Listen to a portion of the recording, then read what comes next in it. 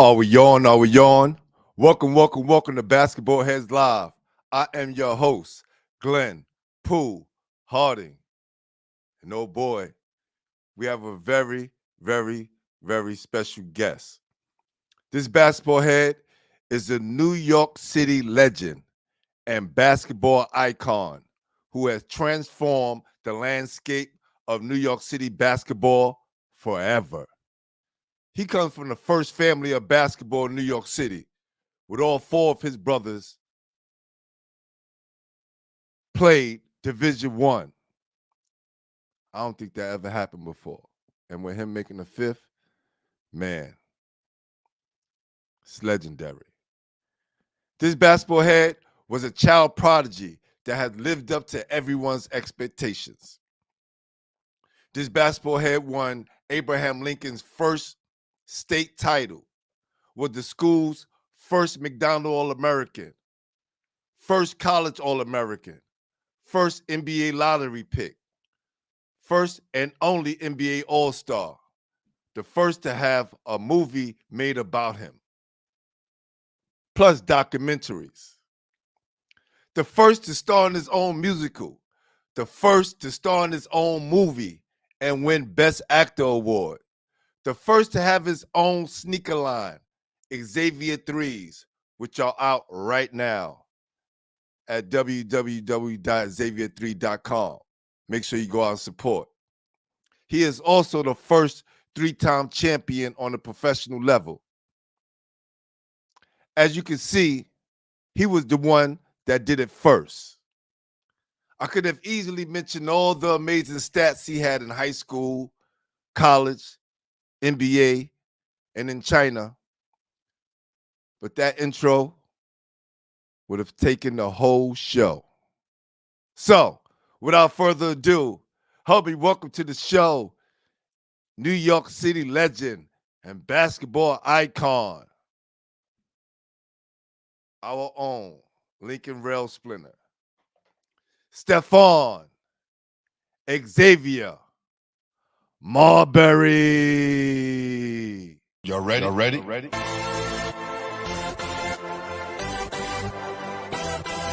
Yes. You have just stepped out into the world of chaos. Where everybody goes hard. Come on. Go hard. Go hard. Go hard. Go hard. Go hard. Go hard. Go hard. Or go home. Never back down. You gotta hold your own. Go hard. Go hard. Go hard. Go hard. Go hard. Go hard. East Coast. Go hard. West Coast. Go hard. Midwest. Go hard. Dirty. Hurry up, everybody. Get online, buy your tickets, cause the game about to start.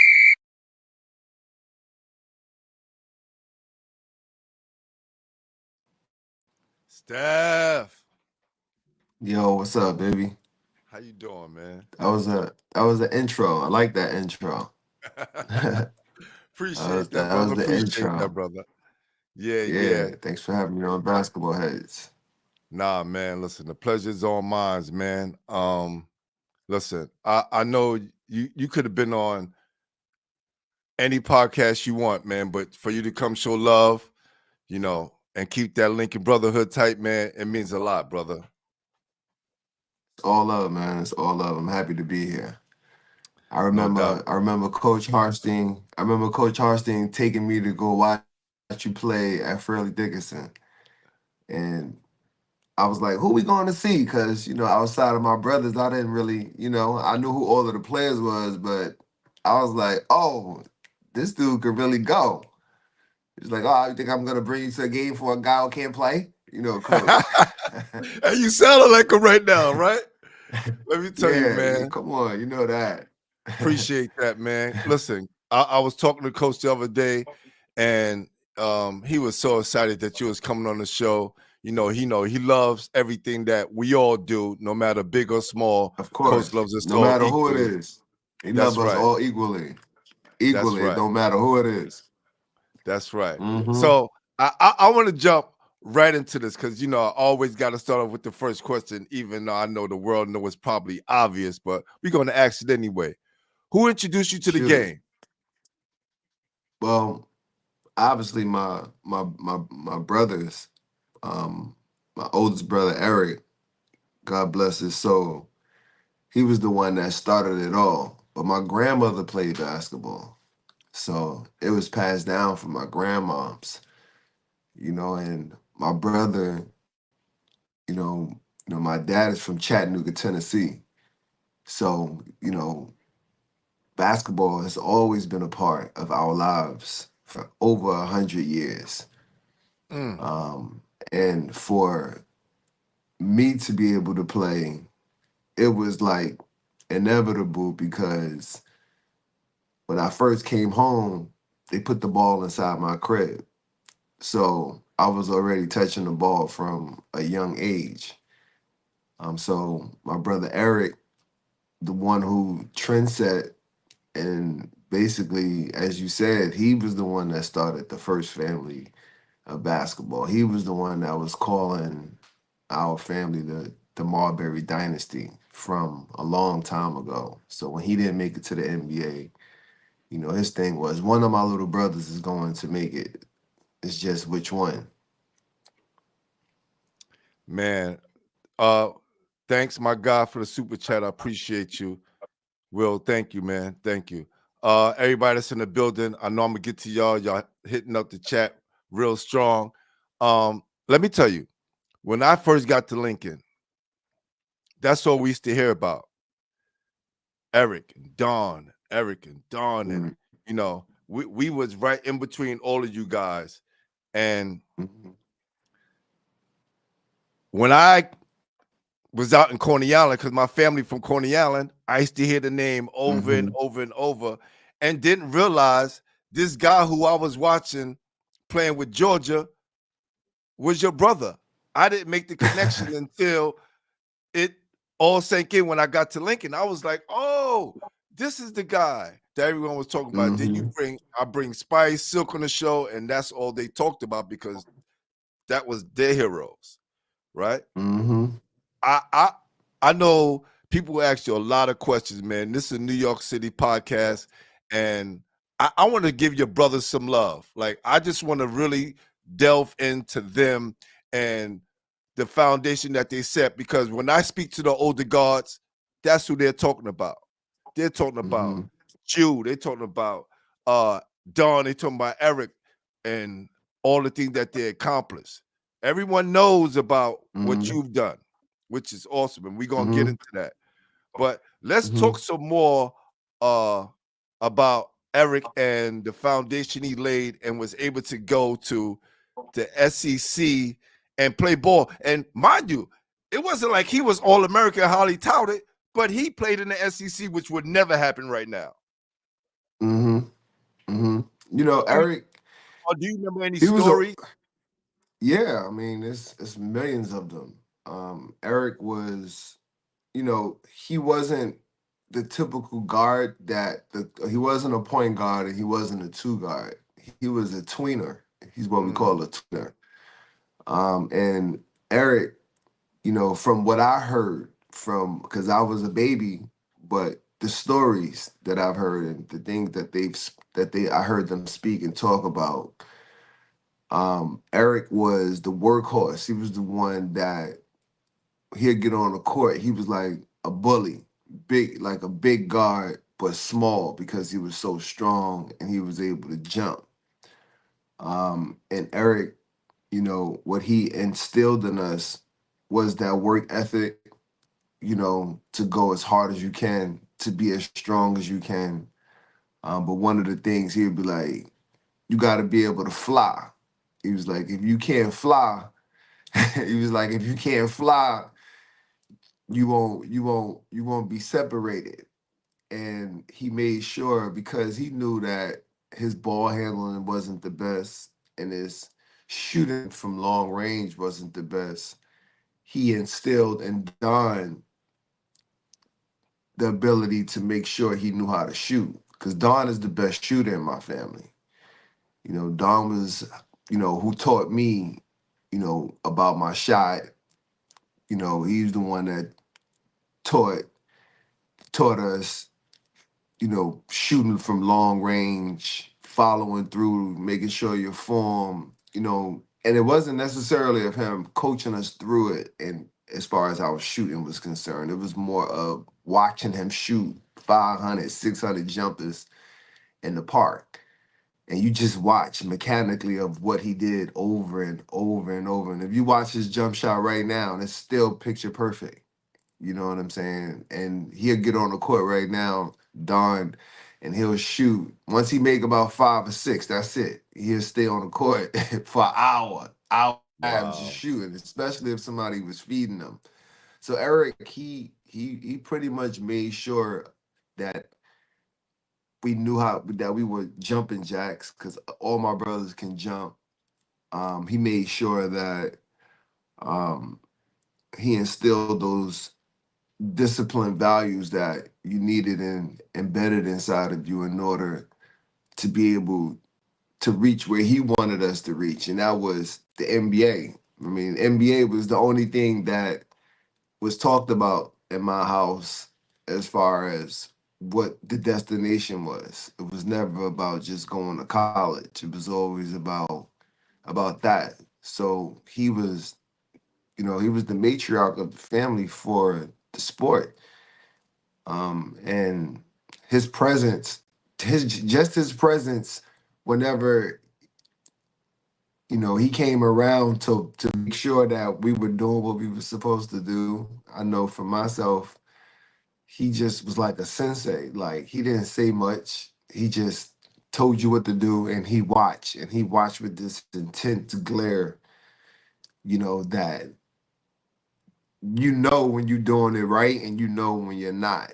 And he'll say, "You told me you want to go to the NBA. I didn't tell you you had to go to the NBA. So if you don't want to do it, you don't got to do it." And then be like, then you do it all over again. You know what I'm saying? So it didn't really take much. And I think once he instilled this ideology of what it was that you had to do in order to go, play at the highest level, it was never even about high school. It was just a part of what you had to do, which he would say, these are short-term goals. This is your short-term goal before you get to the main goal. And then after that, it was pretty much you do what you got to do to be the best. And, Eric, he was like, I can't even really express some of the things that he's done for our family for us to play this game. That's why when he passed away, it was a real hard blow for all of us, for my mom, for everybody, because it wasn't just so much about basketball. It was about life, because basketball it is life. And for him, what he did, he never wanted to take credit for what he did, because it was about us. So when I hear the stories about Eric now from people, when they talk about, man, you don't even know your brother Yeah. Spoon, I'll be like, Sky Dog, because you didn't really get to witness it. Even to hear Dominique Wilkins speak and talk about him when he did it, um, was pretty cool, because he laid a really solid foundation, in the sport. And it was passed on, and he's the reason why there's so many NBA players that came from out of Coney Island. This little small place, as I told somebody, we have more pros come out of Coney Island than anywhere on the earth. This little small dense population of people. Um, starting with, I made it to the NBA first, but my brothers were NBA players. They just didn't get the chance. They didn't get that break. But they had NBA talent. They had NBA. Their measurements were NBA. No matter what happened, I always looked at them as pros, because they spoke as pros. Man, I, They I did. saw They did the work. Juju today. I saw Juju today at the Oh, we South see Shore you. game. Yeah, South Shore was playing Lincoln today, and Yeah. we always embrace each other. I'm like, damn, yo, you still solid as a rock. What Yeah, he's is it still in the strong. Marbury jeans, bro? Like, what was the regimen for you guys? Like, let's talk about that Push-ups, regimen. sit-ups, push-ups, sit-ups, dips, pull-ups. I think because we did it from little kids, like right now, I can tell my son do 100 push-ups straight. He boom, bust him out. He'll get the 80 stop, 85 stop, then push through at 90 all the way through. Like it was like a mentality from what my brother felt needed to be breeded. Um, and I tell kids now, push up, sit ups every day. Make sure you put that because that's your foundation. Right now I haven't done anything, but I could do 50 push ups straight. Which is hard to do, but when you got that, it's like it's just a mind frame, and that's what he instilled in us. And I think once you have that core foundation of having the ability to drop down and do any type of calisthenic, um, that is what pretty much separated us, and why Jew is still strong, why Don is still strong. Dudes they're ox, they're Yes, ox strong, and it was always something that we honed in on because we knew in order to play the game you had to be strong because of the physicality of the game. So, you know, that's Jew, Zach. If you see Zach right now, Zach is like what, 44? Zach, I'm 40, I'll be 47. He's 44, something like that. His body right now is still like tip top shape. You wow. know what I'm saying? The way how he takes care of his body. So he actually was the one out of all of us, from the physicality side has stayed the same, and he hasn't broken from it at all. Like he's still super strong. It looks incredible right now, So it's genetically, I think we also had the features, but also I think the work ethic, that was put forth created that Yeah, man. Let me tell you, man. God is good, right? all the time. Man, let me tell you. Salute to my guy Stacy, the owner of the Coney Island Thunder. He put me on the phone with Erica, right? Eric's daughter. And Mhm, this is before you even came on. Like we didn't even mhm, schedule anything, you know what I'm saying? Nothing. And I said, one day I'm gonna take some time out to pay homage to your dad because he meant so much to all of us, especially guys who played at Lincoln and all the people who came from Coney Island. And then voila, you hit me up. It's like, yo, let me know when you're ready for me to come on after I hit you up. And this is beautiful, man. This is beautiful. I remember having a Street and Smith, right? And reading Street about Smith. Dawn. Wow. Remember Street and Smith, right? Yes. Dawn and Everybody two got years. to be in. That was like the Source Every, magazine for basketball. yeah. Yeah. Dawn becoming Texas A&M leading scorer in 2 years. Mm, 2 years. mm, That was incredible. I was just in awe, like, man, this guy's amazing, you know. And yeah. then we go on to Jew ruling the city, and everybody being scared to play against him across the country. And then you come along, then Zach. Listen, you guys are the first family of New York City because of that. And then not only the brothers, all the sisters went to college as well, right? Mm, So right everybody. now, I want to, pay homage to your mom and dad, right? Hmm. Because they Hmm. did an incredible job with you guys. And, rest in peace, dad. Salute to mom. Happy belated birthday. Thank you. Um, yeah, for sure, man. Uh, let's just talk about your mom and dad and what they mean to Mm, you and the rest of your mm. family, and let's show them some love. Well, my dad. I mean, everyone know my dad didn't play. So in my household, because a lot of people don't know what goes on in other people's homes, um, other than what you say and what you talk about. You there? I'm on, right? I'm still here. Hello? I'm still here. I was just taking a drink of water. I'm still here. I'm here. Oh, okay. Yeah, So a I'm lot here. of people, they don't really know what goes on inside of people's homes, and vice versa. We don't know what people are being taught, the base and foundation of um, the background of your family. I come from a Christian-based background. A lot of people didn't know that I came from a super saved family, and um, I think for my mom and my dad, you know, my mom and dad, they fought, they argued, they did everything, but they were always you always can see the love, like their fights and their arguments were their fights and their arguments. It was between them. But that 50 years of being together, committing yourself towards raising 7 children in the projects. My dad, he made sure that we understood that you're going to go to college. You're not going to sit in this house, and you're going to make sure you do your work to make sure that you go to school. So, that way of thinking was already programmed inside the minds of all of us.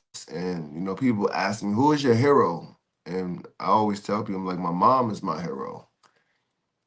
She's been my hero since I was a little kid, from watching her walk in the snow, going to work out of my project window, when it's a blizzard, just to make sure that we could have the things that we needed to have, providing, caring, showing nothing but absolute love, unconditional love at all times. My father, he was basically he was the ruler. He was the ruler, the dictator. He was the everything in our home to make sure that we did what we were supposed to do. And that created the balance. My mom didn't have her mother growing up. She didn't know her mother, and so forth from my dad. So both of my parents, they overcompensated for their children. And by them overcompensating, that was it was beneficial to us. But you could talk to my mom right now, and you know she'll talk about her dad, and she'll talk about how she want to meet her mom. So she know when she leave this space, she knows, she's like, I'm gonna see my mother when I leave here. She talks about that still. I can remember from a little kid my mom speaking and talking about her mom and how she felt from not being able to know her mom. So for me, when I look at my parents, from what they've done in raising 7 kids in the projects, um, it's it's pretty monumental, because, as you said, all of my brothers and my sisters, we all went to college. And, coming from where we come from, it's not common. It's not common. And then now, my brothers, um, and my sister, and well, my sister was in the school system as well. We went to give back our the knowledge that we have obtained. We went back to give that to our community. My brother Don has been in, he's been in the school system for over 25 years. My sister has been in for the last 7. So, for me to see the accomplishments of my brothers, and my sisters, um, from what inspired by my mom and my dad, from them pushing so hard to make sure that their children had all of what they needed to be successful in this life. Um, I pay big homage to them, because, without them, we wouldn't have had that solid foundation. We wouldn't have had the mind to do the things that we did. And I salute to them all the time. I always show absolute grace to my mom while she's here. My mom, she's an amazing woman. She's done so much for so many people, so many kids. My mom worked at the daycare. My mom was a daycare school teacher, so I see kids that are my age and older like come up to my mom like, and I'm like, yo, that's my mom's. Like they treat her just like, they treat her like, and then they like call her mom, and my mom Right. respond, and it's like, wow, But it feels so good to see that and to hear people speak and talk about my mother the way how they do is pretty amazing. That another human being can be a source for so many people. It really does take a village to raise a child, and my mom she's the pinnacle example of that. And for me to be able to embody the love and her characteristics as her son, um, is is is great. It's great for a human being to be able to have that experience, to be able to obtain that type of knowledge. Nah, that's Yeah. awesome. That's awesome. We want to give a big shout out to the whole Marbury family, man. Love, That's real right love. there. For sure, for sure. So let's switch gears a little bit, right?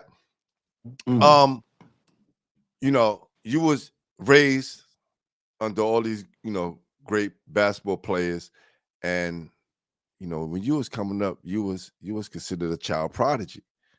You know, mm, from early on. I remember you coming to our practice one time, and you was just shooting around after practice, and when we all got downstairs in the locker room to change, and we were just like, yo, that kid gonna be the one. We didn't know how far it was gonna go because I think you was only like 11, 12 years old, but we just mm, knew it was just like, yeah, that's a special kid right there, you know. mm. So and your feet were so big back in the days, like no pause that, but still we was just like, yo, this dude gonna grow and be big as hell. Like, look at this dude's shoe size. It's crazy, crazy. Nah, That's crazy. So I want to talk about, do you remember the first time you played under the whistle? nah, under the whistle. Like with the referee in a real game? Like what was Oh, your, when do the you remember the referee. first Oh game? Like yeah, in Coney Island. I played in Coney Island. The first time I played in the under the whistle with a referee, it probably was the Frank Thompson tournament at halftime. legendary, The right? Yeah, that's legendary. I was the kid that, when teams come and play, I'll be the one that's going, bye, bye, birdie. See you next year. Facts. I was that kid at the middle of the court, switching the score, Wow. and that was my job at the end to hit the people with that song after they took that L. But playing the Frank Thompson tournament in Coney Island, and then after that, you know, citywide. I remember playing Hold in on, hold citywide. on. Yo, salute to my guy Rob McCants. He on here right now. He sent me a citywide jersey. I wish I was next to my phone right now. I'll show you. He sent me a citywide t-shirt. If y'all don't know, citywide was Classic, legendary. Classic classic, tournament. classic, Man, you got me classic. excited right now, Yeah, Steph. My bad. Go ahead, go exactly. So, I never forget Thurman Player. He was coaching a team called Young Life at Salem. And I never played uptown before. And I was discovered by this guy. You remember Big Fat June? Yes, I don't know yes, if you yes, know June. You know June? He used to have the yes, big yes. van, always taking Facts, all of the kids to all of the games. facts. So June basically was telling me, like, I got this kid in Brooklyn. I don't know if you know his brothers in them, but he was telling a story. So Thurman, Thurman played, he was at St. John's. Mm-hmm. Like, Mm-hmm. you play for Uptown coach, you know how they get down when they coach the game. They be all over the court, screaming, you pressing. And that was my type of game. It was up tempo. So Thurm came all the way to Coney Island. I was like, the only way I'm gonna be able to go, you gotta come meet you gotta meet my parents. My mom gotta be able to say that I can go. If she say I can go, I'm going.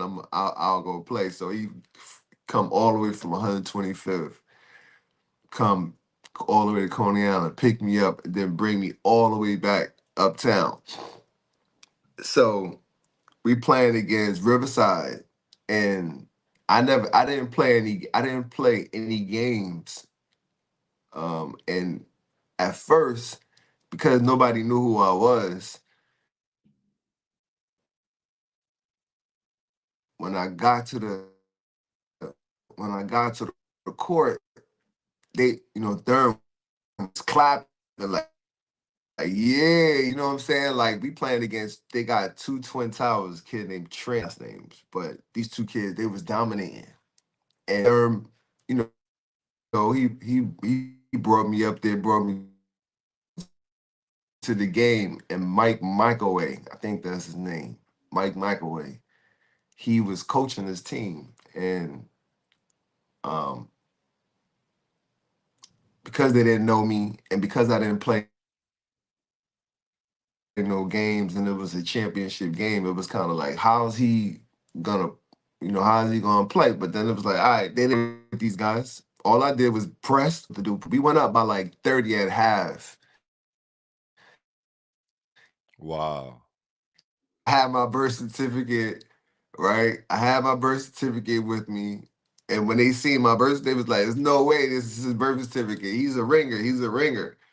We was winning by like 30 points. They quit. He took the kids off the court because he was like, this kid too good. He can't be play. He cannot be the age of 13 years old like everybody else, all of the other kids. I was like, nah, this is my birth certificate right here.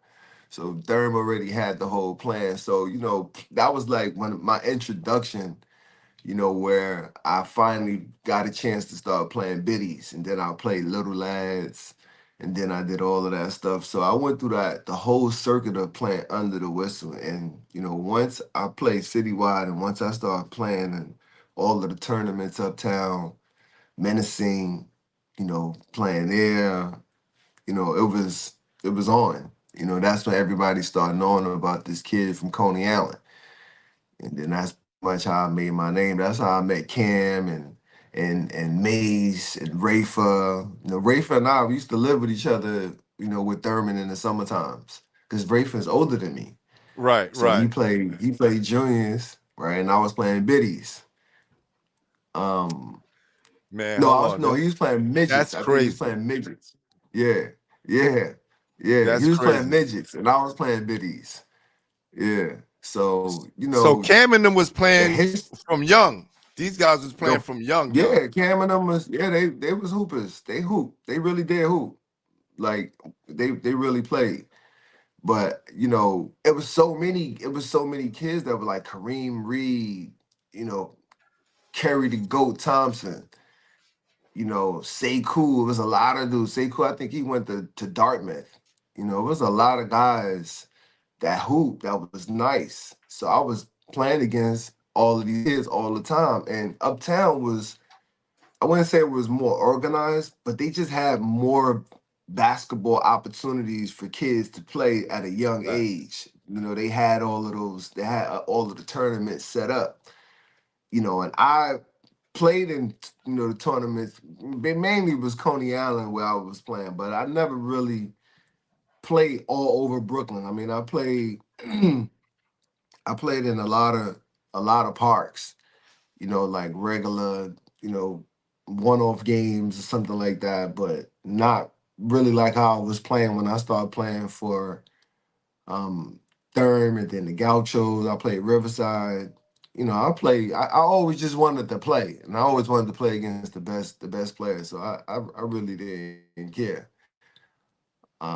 It was just about hoop for me. That's all it was. But so when I first got those chances to play with referees, that's when I was like, that's when it's real, and it started in Coney Island. Kid from Coney Island. Yeah, we're gonna get to there soon. We're gonna get to there soon. It's Mm. crazy. Do you remember playing in Brevoort? Of course. I used to put on a show in Brevoort. We used to play at halftime. They always wanted to max me up one on one with one of their best players. And I used to always, it was always like Coney Island versus Brevoort. Like them Yep, days, the yep. whole court be packed. It was like more people wanted to watch that than watch the game. Nah, Like for real. they wanted to watch these little kids play one on one. And because my aunt lived over there, Yep. you know, The my Hayes brothers. family's That's what we from know them as. Brevoort. Yeah, the Yep. Hayes. Yeah, so because they was there, and my mom and my aunt, they were so close. So we used to always go over there, and I used to love it because the court was right downstairs, and it was another scenery. It wasn't like playing at home or playing uptown.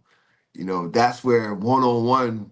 You know, that's basically that's the origination right there of making sure your game is tight and right. You play against other kids and playing in front of a crowd. That used to be like the best part. Like everybody that's at the game watching that game, but on a half court, so you get the whole space. And then it Facts. seems like the more intense the game got, the smaller the court got. You know what I'm saying? Like, because No doubt, no everybody's doubt. screaming, going, "Oh, ah!" You know what I'm saying? They hyping us up, and both whoever's playing, it ain't no fouls being called. It's straight up going at each other. You know what I'm saying? So, Not to mention those are your memories brother of Eric came here and dominated the one-on-one competition put on by Mel Davis, who played for the Knicks, and then your now. cousin Hayes brought your brother over, and he came and dominated everybody in Brevoort. They still Man, talk about it's it to this crazy. day. They still talk about it to Stories. this day. That is Yeah. definitely legendary, man. So we want to Yes. tap into the Lincoln days real quick. Um, Mm. when you first came to Lincoln, you played as a freshman. Oh, okay. By the way, this is how we got Brevo looking right now. We brought it Yes. back. Yes. I love it. Yeah. I love it. So, um, made the team as a freshman. Uh, how was that transition? Those first 2 years, your freshman and sophomore year. You coming in highly touted. How was that Mm. transition for you? It was humbling because I was playing with guys that um I could ship. He had just came from All American camp. Um, Daryl Flicken, God bless Rest in his peace. soul. Yes, yes. He was, you know, one of the top players in New York City. Um, Corey Johnson, my cousin Asa Beard, Boom, you know, him. We had some guys that could really play. And coming in as a freshman, I had to like really be sharp and I had to be mindful. Thank God I had coach because coach he was like, "You're not gonna just start. You got to actually come to tryout, Stephon." I was like, "Okay." The whole process, coach. Everybody got to go to tryouts, and you Right. got to go through the whole process every day, and it's cuts. It starts out from like 100 people, and it cut all the way down. Right, coach was old school, right to it. Like, oh, you got to make the team. Like, all right, he already had his idea on what was going to happen, but you still had to go in. You had to earn it. You had to do your laps, your 100 laps. You know what it was. And as my freshman year was, it was from the strength standpoint. I had to get stronger. My coach called me the weight room slacker. I didn't want to lift weights. I was like, oh, I'll just do push-ups and sit-ups. No, you gotta lift weights too, Stephon. So, I got introduced to everything that I needed to do for what I was trying to do, and going further and playing at a higher level. Yeah, I gave coach I gave him my problems and drove him crazy, just like all of us have. Stephon! But Stephon! Ah! you already know. Okay, everybody gets it. Everybody Everybody, gets it. everybody, Everybody gets everybody it. gets it, right? Nobody, Equal, everybody equal gets it. opportunity. Facts, facts. Everybody gets it. You gotta do your job. So, my freshman year, I think we lost in the hat center that to go to the finals. But we didn't, you know, I we didn't make it, and then that just drove me harder for my sophomore year. My sophomore year, I came back and I played better than I played my freshman year. But my sophomore year, that was like that was when I started to understand the game, the high school game, better. Because you play for coach. Coach is he's a professional. He's a professional high school coach. Facts. He knew the game. He knew how to teach the game. And I think from having somebody like that, people always say, "Oh, your best coaches, Flip Saunders and Coach." Those are my best two coaches that I ever had. Probably Coach, I would say, was my number one because of everything that he taught me. Flip taught me the NBA game, Right. but Coach taught me how to play. He taught me the game of basketball. So you know, which he did for all of us. It's not just myself. It's so many players that Coach have helped and done things for. But I think for me, he always spoiled me because I was the baby. I was his baby because of all my brothers. So I was always there. And Tony, God bless his soul, Yo, hold you on, hold know. on. Salute and rest in peace to the legendary Tony Grittani. That was one of my questions, right? That was going to be the next thing, right? Because people have no idea what this man No, meant to all of us. no. Gatorade gum, Yeah, cookies. yo, the Gatorade gun was legendary, right? He would pull them out of everywhere. I remember one time Tony was giving he had cookies for the girls, for the cheerleaders, and my cousin Harold, he ate the cookies. He was mad. He was like, "These are for the girls. They for the girls. What are you doing? Why would you eat them? I had the cookies for the girls." And I was looking, I was like, "Oh, Tony Yo, don't play."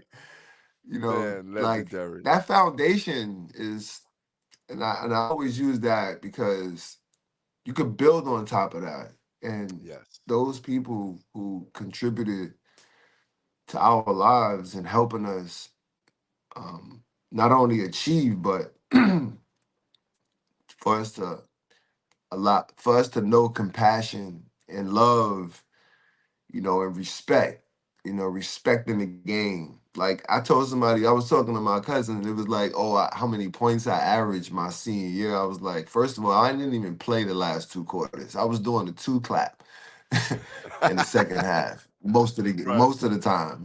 right. So coach should be like, "You better go get your 29, 30 points while you can in the first half because you know you're not gonna play in the second half." I was like, "I know."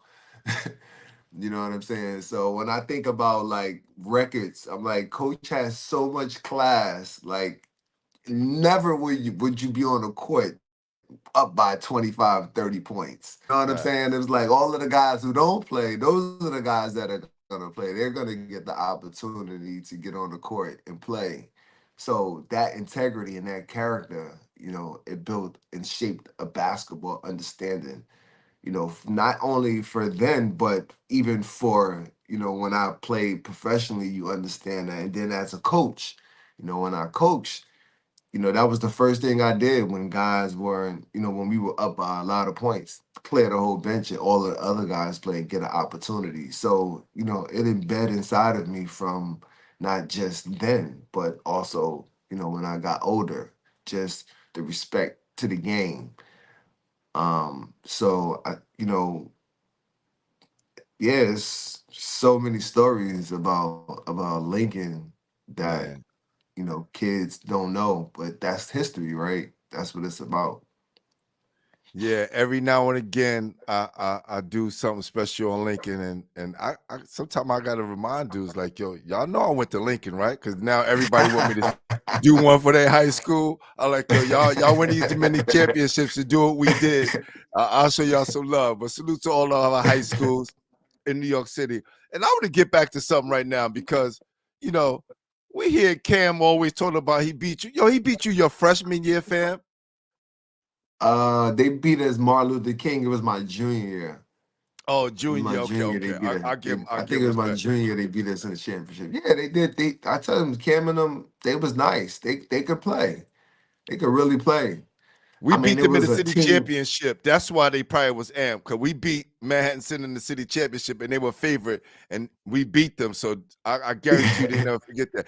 Cam probably was younger, Yeah, but I guarantee you the older guys was like, get Lincoln back, get Lincoln back. yeah, Yeah, yeah. we Of got you. course, that's always that's Right, rival stuff right there. Especially to right. beat somebody in the chip, for Facts. sure, 100%.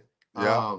But you know, that's why I said when Cam and Mace, those dudes, they really hoop when we was younger. Like not no BS. So whenever they say it and they speak about it, it's funny. But you know, with Cam, we always talk. I'm like, yeah, you was a high school player. Yeah, okay, cool. That's what you did. even Right, right, even right. later, he's like, I bust your ass, right? Yeah, Cam, you bust my ass. You got that one. Yo, when you play with the Gauchos, come on, did you really take the train from Coney Island to the Bronx? All the time. All the time. I used to go with That's hard right Mossy there. That's hard. sometimes. Yeah. Y'all, if y'all don't know anything about New York City public That's transportation, I a know y'all hike. do if y'all in New York City, but if y'all don't Yes. live in New York and y'all listening to this show, trust me, that's the truth. From Coney Island all the That's a way up to truth. the Bronx, that was That's the a truth. truth. Ooh. Atlantic, you gotta go to D to Atlantic. Atlantic, after that, you already know you're catching the 4, the 5, or the 6. Hoping that Fact. you don't catch a local train. Hoping every day running smooth. Cause you already know you're not going in the middle of the train tracks, so boy, you're gonna be on the local side every stop. Word, word. That Yeah, was that's crazy, for man. real. Yeah. Yeah. So when you was coming up, who were some of the guards you admired, right? Because you came in a time and I always explain to people, right? Because we had Bob Cousy, then Lenny Wilkins, then Tiny Mhm. Archibald, then like 20 years later, 20 some odd years later, Pearl comes along. And there's like an explosion of point guards in New York City coming out of everywhere. And Mhm. like some of the guys, we talked about always talk about in the show, like Boo Harvey, you know what I'm saying? Mhm. Dave Edwards, all these guys, Yeah. Kenny Anderson, Ross Strickland, all of these Kenny guys. And was, yeah. oh, Kenny was the guy for you. Kenny was, I mean, Boo Harvey, because Boo Harvey from the local New York scene, him being at St. John's, was he was like more famous. I would look for me when I looked at him like more of like a famous college player. Mark Jackson, because when I was Fact. younger, you hear these guys, you hear these names, and Mark and Boo Harvey, those guys were like famous to me. Um, but because I seen my brother Juju so much, I was always in amazement with how he played because he didn't really shoot threes. He just like had like this magician style basketball style from his passing, how big his hands were, how he used to grip the ball, palm the ball, how he jumped 50 back. You remember 50 back, right? Hey, listen, That alley you play that facts, coach facts. had to you guys. That was So, for you Sean know, Williams. That wasn't for me, but yeah, yeah, trust me. Yeah, I know. yeah, that you know what I'm saying? So, for me, watching Jude every day made me want to be better than him. And it forced me to do the things that he was able to do plus.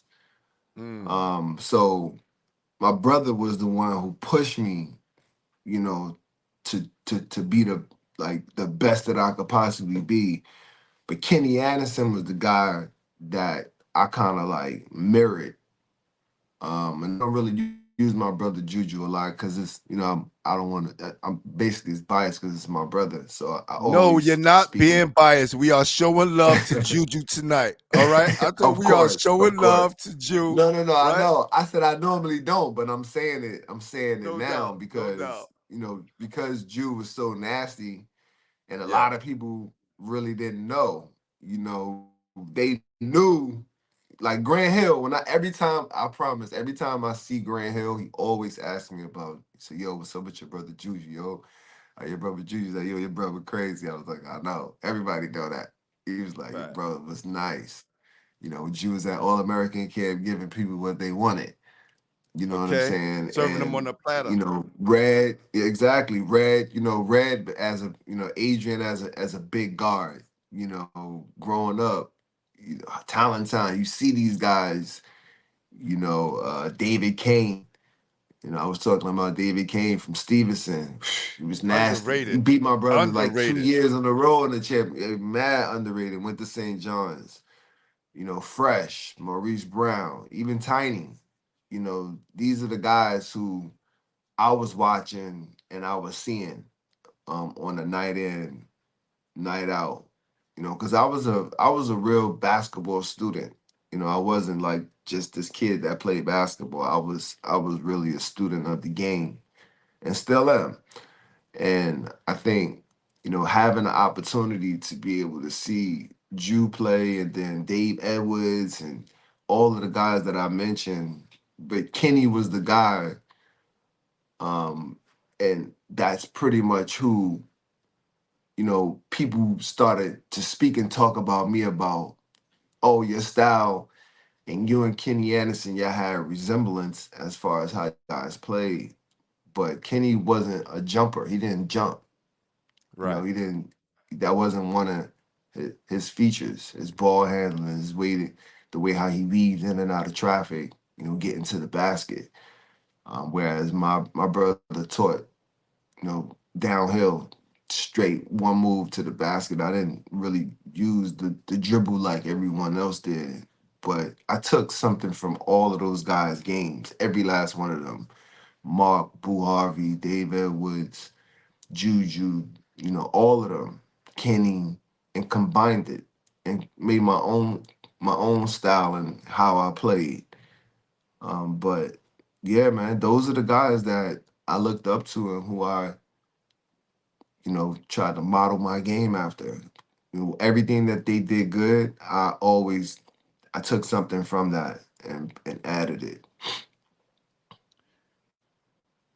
Did your brother Don get up like about 40 inch on his jump shot Yeah, like you did? Okay. So now exactly. now now it makes sense. Exactly. Exactly. Now it makes sense. Don, I'm talking about his jumper. If you watch it, it's like the duck. He got the duck. It's straight. Everything is in alignment. Ball, elbow don't come out. Everything straight up, straight down. Swish. Like if it touched the rim, it don't count. You know, that was it. That was the program. You know, Coach wouldn't let me leave when I was younger. When I go to practice, Coach wouldn't let me leave until I get 5 swishes in a row. And I'm like, I'm making it. He was like, yeah, that's the point. You keep making it, right? And I was like, oh, yeah, I ain't even look at it like that. So he's like, yeah, you shooting for a swish, but you making it every time you shoot it because you're so focused on the swish, you're not even realizing that two basketballs can go in at the same time. Facts. So when you learn this and you know this from a young age, now you understand the metrics of the game. You know what I'm saying? The dynamics of how the science of the game is operated. And when you're taught that at a young age, when you're playing, you understand these things and this methodology and how basketball, is played, so you can measure. And for me, at a young age, having these opportunities, it wasn't just my brothers. And people think, oh, you had your brothers because I was talking about trainers. I'm like, yo, we didn't have trainers back in the day. Yeah, my brothers, they helped me, but You go outside and you hoop. That's what you That's do. right. You go hoop. You play all day. That's how you get better. Yeah, they gotta tell you and correct you and tell you need to do this, you need to do that. But it wasn't no standing there with you for 3 hours and doing all. No, it wasn't going down like that. You gotta go out there. You gotta go play. Man, it was the summer of going into your senior year, and we was all out there playing. I think it was like maybe a bro day event was happening, but like it was like an early pickup game. It wasn't the bro day game. It was like an early pickup game. We was playing on Mm. 23rd, and you was out there. All of us already had went to college already, and you was out there killing everybody. And I remember you shooting from half court, screaming out, "I'm the best! I'm the best!" And yo, we was just all like, I think we was like, "Yo, son is he's out of here, yo." I just remember from half court, and people don't understand 23rd, the half court. It wasn't a big court, The but real hey, court. Yeah, that's it's a that's real a court. real court. You shooting from half court, and you wasn't pushing it. Most people pushed the shot from half court. Nah, fam, you was jumping straight up and shooting that, Mm. and it was all swish. So Mm. I remember facts. You know, and my brother Dom was like, "Oh, if you can shoot from out here, it's gonna be so hard to guard you. You know, somebody gotta guard you from half court all the way to the hoop. Look how much space you got." So now you're starting to understand space at a young age. And what creates that separation, somebody got to play defense. They're like, yo, why you guarding him all the way out there? Because he can make it out there. That's why. Right. You know what I'm saying? So, like, I remember playing at Golden Hoops. And I came down. We was playing against something. I came down and I just Go rose to up. And somebody hoops. was like, yo, you what's up with that? Like, I'm like, dude's like, I'm not going to guard him out there. It was like, no, he just now made three of them. Like that's 9 points. That's game changing right there. 9 points. Facts. That's a big shift, in a row. So I think, for me growing up, because we ran the stairs, because we ran the beach, people like, yo, how you shoot like that? I was like, well, these are the things that I do to make my legs strong. It all comes from your legs. That's where the shot comes from. So doing it, and I tell people, I'm like, yo, I didn't do this just in high school. You just seeing this in high school. I was doing this, when I was before high school. That was a shot that my brothers took and I watched and I practiced it. I just had to. I didn't care about doing it in a real game because I used to always make it. So you make it, you only shoot it if you're gonna make it, right? Nobody's Fact. not you ain't taking shots to miss or make it look. You gotta make that because not everybody coaches won't condone that you coming down shooting from half court. You know what I'm saying? But when I did it in the NBA game, guys like, yo, you really shot from half court. I'm like, well, that's kind of like my little signature thing that I do. So when people start realizing that, it's like, no, you gotta guard him out there. And basketball is you gotta have something that separates you. And that was one of the things that people to this day still talk about. So thanks to Facts. the basketball gods. There you go. There you go. Salute to it's the guards, my guy, Danny on the check-in, man. Appreciate you, brother. Thanks for the super chat, brother. Appreciate you. Mm. And thanks for the logo, too. He's hooking me up with some new high school basketball weekly logos. So I appreciate you, Danny. Thank you. Look, it's been a blessing having this show, man, because you get guys coming from, who lived in New York City, that live all over the country, that's coming and chipping in, and they like, yo, Pooh, whatever we need to do to help this thing grow, man. So, man, this is all a blessing, man. That's why we here. That's why we That's here. right. You're doing something positive and it's good. It's good energy, it's positive, and um as you said, we family, we come from the same bloodline, Lincoln. That's us. It wasn't me who started that or created that. That's a long history tradition. It's so from Dave Newmark, it goes all Facts. the way back. It ain't Facts. just us, That's Marv right. Albert. This ain't Lou me. This Gossett. is Lou Gossett. Coach showed me Luke scoring Gossett book shit. from with Lou Yeah. Gossett, and I was like, "What? This Yeah, is it's official." this is different. Yeah, It's so many people who went to Lincoln who we don't even know that went to Lincoln. So many stars coming out of Brooklyn, New York, Abraham Lincoln. So I tell people, I'm just a part of it. I'm just blessed to have had the opportunity to go to such a prestige school, to be no able to doubt. speak and talk about it forever. So just being a part of that and you being a part of it, it's easy to do this. And I hope that this can help you and help your show grow. No doubt, man. No doubt, man. We in it together, man. That's how we do it, man. So For listen, sure. when we talk about you being a child prodigy, man, you was on shows that only politicians and like celebrities is on. Like, who the hell is on Nightline and Charlie Rose? Like, let's be real. Let's hold on.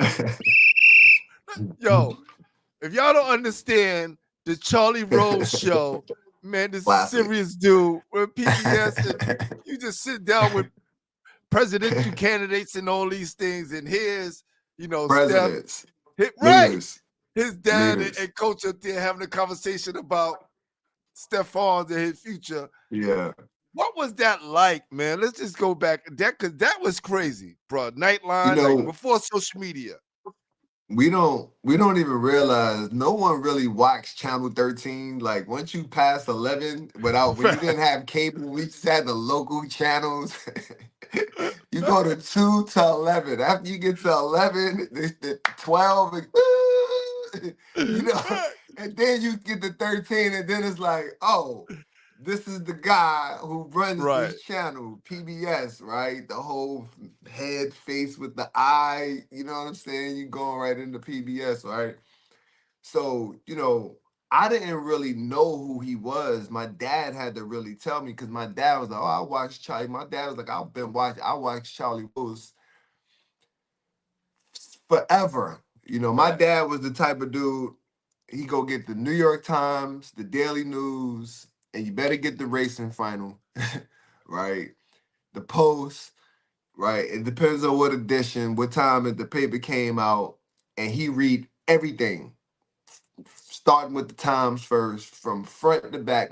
That's my dad did, right? Informed, informative, and when we got on the show, my dad was more excited than me because I didn't know. I didn't know the history of this guy. Yeah, you tell me I'm a young kid, college, high school kid, and you know, I'm learning about who he is on the fly. And I'm like, okay, cool, this is great. We're gonna go on his show. I don't know. Coach is like, Stephon, you don't even know who he is. You have no clue. And I'm like, no, I don't. But if you say that this is gonna be good, let's do this. So, because he had so much fanfare when I was doing the interview, I was like really reserved and making sure that when I spoke, I didn't say, you know, I tried to make sure I was speaking the English language the right way. Like I didn't want to go up there and be like, yeah, you know. So it was kind of like I was really reserved and just looking and focusing in on just being able to be interviewed by this legendary dude who I have no idea about, but I'm hearing that he's a guy who interviews presidents and world leaders. And I'm like, wow. When I look back now and I see Charlie, when I look at all of his shows, because he got so many shows, and I'm like, wow, I was on that show from a young kid. And the Nightline thing, people don't even realize they were around like a reality show for like a year and a half before that Nightline special came out. So I had cameras around me damn near every other day, at least 3 to 4 times a week. There was cameras around me, and it became just a normal, everyday part of my life, with them following and being around me, which, exactly how reality shows operate, right? You don't even you're around it so much, you don't even pay You no forget. attention to it. Right. So those barriers that were broken for the next generation of players were, you know, that was that was something that I was part of, and being one of the first people, if not the first person, to have that type of exposure. And I credit that not just because of my game. I think a lot of it also has something to do with my family. Mm-hmm. With my brothers playing and them that household name of Marbury, being a name that people recognize right away.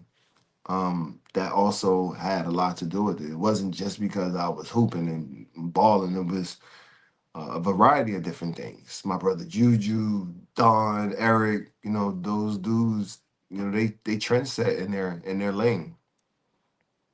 Nah, definitely legendary, man. Definitely legendary. So, you win the championship, which was your magic moment, your senior year, Mm, right? And you go down. You did your college presentation in juniors, correct? yes, Where did you skin did it flips. in? No. Right. Oh, when I announced that but Yes, when when I you went to announced it. college, I did skin flips, and then when Okay. I went to the NBA, Oh, it when was I went to the okay. NBA juniors, they gave me my own cheesecake. Wow. Yeah, cheese. People was going.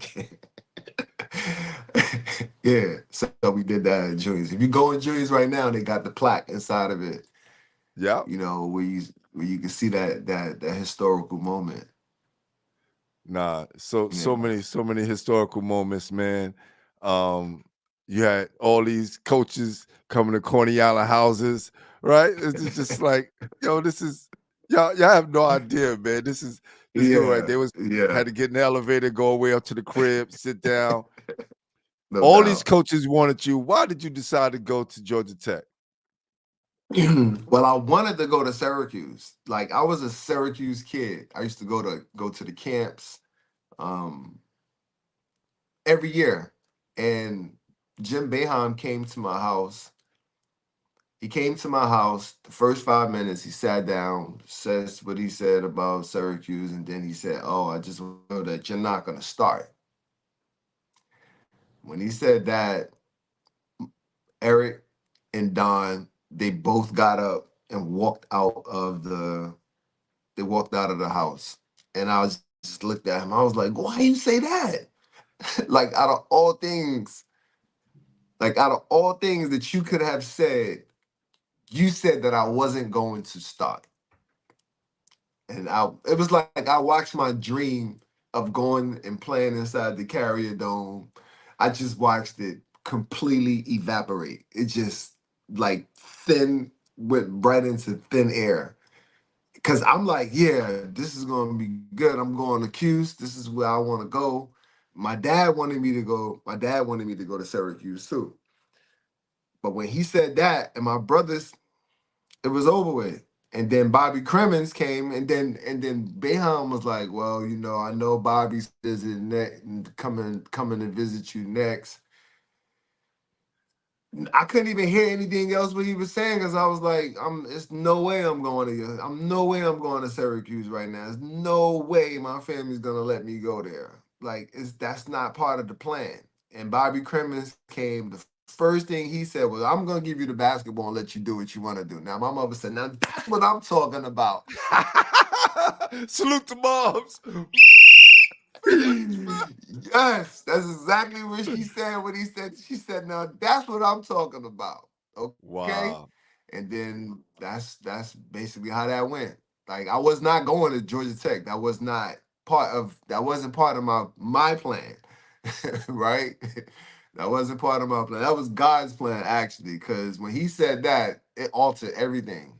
Like literally the first 5 minutes he came in, my brothers got up, left, and then he was just there. They was just there talking, and it was like I was sitting there like, this is all pointless right now. It's not even no point to do that. I mean, I went through all my other visits and did all of that. UCLA came. I think that was more for the cameras for Nightline, but because they had just won the championship, so you know that's how I ended up going to Georgia Tech. And then when I went on my visit to Tech, that was it. It was like, oh yeah, this is exactly where I'm going. ATL, baby, let's do it. And it was popping around that time too. It was It was insane popping. down there. And then, my host was James Forrest and Travis Best. And if those Oh guys hear, if they hear this, they're gonna be like, yeah, it was already done. Once he came on a visit, it was done. It was over with. man. There you And go, baby. Coach Bobby Cremins, he came when he picked me up, like he picked me up in a private jet. And Facts. I was like, what's going on? Like, Nobody was doing Coach PJs. He like, brought the PJs to the PJs. For yo, real. he brought. This is what he did. He came. He met me at school, right in front of Lincoln. I jumped in the Lincoln Continental Black, right. you know, he picked me up, drove to Teterboro, and he was just basically like, this is the life you want. And as soon as we landed, we jumped in the Mitsubishi Del Monte. That's when it just came out. Ooh. Cream picked me up, brought me to the Atlanta Hawks game, sat me front row, and was like, that's where you want to be at, right? I was Mm. like, no doubt. Salute No to Bobby doubt. Crimmins in the building for sure. Bobby Crimmins know No how to pull up doubt. on a Brooklyn kid. He from New York. Yo, Bobby he Crimmins did from New it. York, so he already know. He did exactly how it was supposed to be done. If it was, I would do it the exact same way. It wouldn't have been done no other way. If I'm doing it and I can do it that way, I'm out of school. That's exactly how you do it. No Brought me doubt. right to the big stage. And Travis Best was playing. The Pacers was playing against the Hawks, and he was like, "This is where you want to be at, right?" I was like, "That's exactly where I want to be at." Like, all right, I'm gonna give you the ball. Go do what you do. Put Because it they right was in your mad at hand. him at Tech. They was mad at him at Tech. They was like, "Why are we recruiting guys who are telling us that they're gonna leave school after 1 year?" He was like, "He's that good." I was like, "I'm not staying in Mind you, school. I mind don't you, want to." the talk was for you to come straight out of high school. Like people don't Yeah, I could have. realize Well, I that. could have. Yeah, I could have did that. Coach, nah. I wanted to have that experience and going to college because I know I needed it. Yeah, I could have. I was playing against NBA players already, so but it wasn't about that. It was going through the process. And the process is more important than the profit. It wasn't Mm. about that. It was about really going through what you needed to go through in order to be able to play and perform at a high level. Because college is hard. People think college is hard. It's not easy. It's hard. No matter how nice you are, it's still hard. You got to do all of the things you got to do. School, lifting weights. You got to really do what you're supposed to do, and then you got to hoop, travel, come back. There are no exemptions, but you do what you got to do to make it work. And that whole process and going to school, it helped groom me. But yeah, man, and coach was Crimmins was he drove me crazy, but he let me do what he gave me the ball and he did exactly what he said he was going to do, and I did what I said I was going to do, and I left after 1 year, so it all worked out. No doubt, man. And then you got to hear your name called, and you call up to the stage by David Stern. I think in the fourth pick for the 1996 draft, right? Amazing, Stephon Marbury. Man, amazing. that moment is gonna live on forever. Man. You know, when I it was like I knew my name was gonna get called eventually because I was projected to go 1 to 5, depending upon who needed what. And as I was sitting there, I was waiting, and I was like, wow, it's finally here. Like all of the work from a little kid up until this point, you know, I saw all my work from all of the shooting, all of the practicing, all of the games, all of the traveling, everything I did to get to that point, and to have all of my family there. If you watch when I got drafted and you see how my family reacted, people always say, "Man, you guys in the green room, I've never seen nothing like that." Like the NBA people who bring you up and bring they was after they was like your family, man. They was like they had me crying. You know what I'm saying? Because you could really see that we all vicariously live through each other. You Yes. know what I'm saying? You saw a Jew, you saw my mom, my dad, the tears. Those tears were real tears because it was hard work, and when you have it wasn't disappointment when my brothers didn't make it. It was sad because, you know, they didn't accomplish what they wanted to accomplish. But all of that work was for something. It was for me to have that opportunity for them to give me all of what they were able to do. you know, I got that and I received that, which is why, we share, my wealth and things that I experienced and the monies that I made, we shared it. It wasn't just an individual, it was, I made it, we all made it. And I think that is the beautiful part of our family and how we pushed each other without even pushing each other. It was just what we did for each other. Man, such an amazing story. You get drafted, you go to Minnesota. Um, I'm just gonna breeze through this real quick because everybody know what you did in the NBA, Hall of Fame career, um, and definitely in all of our books. You put it down and you made all of us proud, man. When I felt like when you didn't, this is my theory. Now this is not yours, right? Mm, When you didn't follow the NBA script where they wanted to get you out to Minnesota and follow their plan and what they want you to do, it just seemed like they weren't pumping the Stephon like they was. Like they was everybody was cheering and happy for you, but when you don't follow the script and what they want you to do, it's like okay, let's talk mm, bad about it. Let's create some bad press, right? I'm a truth seeker. People call it conspiracy theory, but I'm a truth seeker. So I definitely read between all the lines, you know. mm, And then, but every place you went, you produce, and you produce Hall of Fame numbers, and mm, you did things that a lot of other guys couldn't do. From going to the Nets, going to the Phoenix Suns, and then going to the Knicks. Let me tell you, Steph. All my guys will tell you, even everybody in my job, only became a New York Knicks fan when you was on the Knicks. Facts. Facts. I never liked the Knicks. Never liked the Knicks. I'm gonna keep it a buck. But when you was mm, there, I cheered y'all on hard, man. So, mm, you know, following you and you going through, you know, the roller coaster ride that you went on and mm, became an NBA all-star. Let's just say this real quick.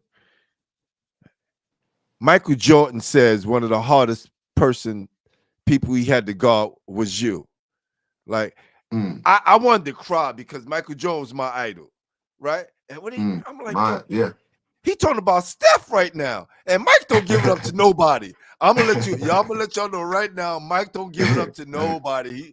But he said, my God, man, and I felt touched, man, when he said that, man. What did it mean to you when you heard that? It meant a lot.